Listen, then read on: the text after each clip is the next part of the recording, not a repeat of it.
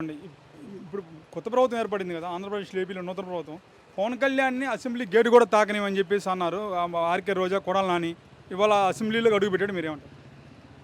వాళ్ళు ఎన్నెన్నో మాట్లాడాను. గేటు తాకనివ్వను అయ్యి రోజా కానీ, కొడాలి నాని కానీ, అనిల్ యాదవ్ కుమార్ కానీ ఎన్నో మాట్లాడినారని. ఆడికి తగ్గట్టుగానే గేటు ఎంతో 21 మందితో వెళ్ళాడండి. గేటు బద్దలు కొట్టుకుంటూ వెళ్ళాడు. అదే పిఠాపురంలో అంత మెజార్టీ కూడా వస్తుందని అనుకున్నామండి. అదే మెజార్టీతో గెలిచాడు. చాలా ఆనందంగా ఉంది. ఫస్ట్ టైం ఆయన కలిసినందుకు మాకు ఎంతో ఆనందంగా ఉంది. ఎప్పుడు మేము ఎంత ఆనందపడలేదు. పవన్ కళ్యాణ్ కలిసిన మాకు చాలా ఆనందం ఉంది. ఇప్పుడు ప్రమాణ స్వీకారం రోజు ఎంతో ఆనందం వేసిందండి. అలాగే ఈ ప్రభుత్వం ఏర్పడినా కూడా కారణం పవన్ కళ్యాణ్ గారండి.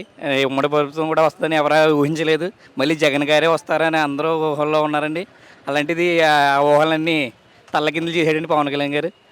ఆ విధంగా మళ్ళీ కేవలం 8% ఓటింగ్ వచ్చిన పవన్ కళ్యాణ్ 21 సీట్లు రావడం ఏంది, 40% ఓటింగ్ ఉన్న వైసీపీకి 11 సీట్లు రావడం ఏంది, ఈవీఎంలో మోసం జరిగిందని చెప్పేసి వైసీపీ వాళ్ళు అంటున్నారు.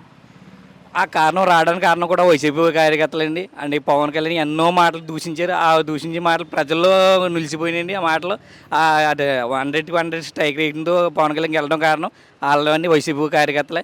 కొడాలి నాని కానీ, రోజు కానీ ఎన్నో మాట్లాడినారు. మేము అన్నీ సహించుకుంటూ వచ్చాము. ఇప్పుడు అది ఆ సహించిన రూపంలో ఇప్పుడు ఓటు రూపంలో అందరూ తెలిపారండి. జనాలందరూ ప్రతి ఒక్కరి హృదయాల్లో తాకింది. పవన్ కళ్యాణ్ ఎన్నో మాటలు పడ్డాడు.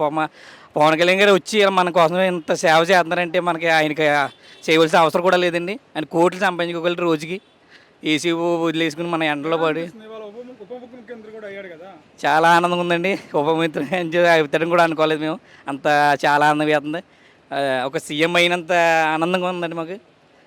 సీఎం గారు కూడా అంత ఉంటో లేదో తెలియదు కానీ ఉప ముఖ్యమంత్రి అంటే ఏంటో కూడా మాకు ఇప్పుడు దాకా తెలియదు. ముఖ్యమంత్రికి ఏ రేంజ్ ఉంటుంది అన్నది ఇప్పుడు మాకు తెలుస్తుంది జనాలందరికీ.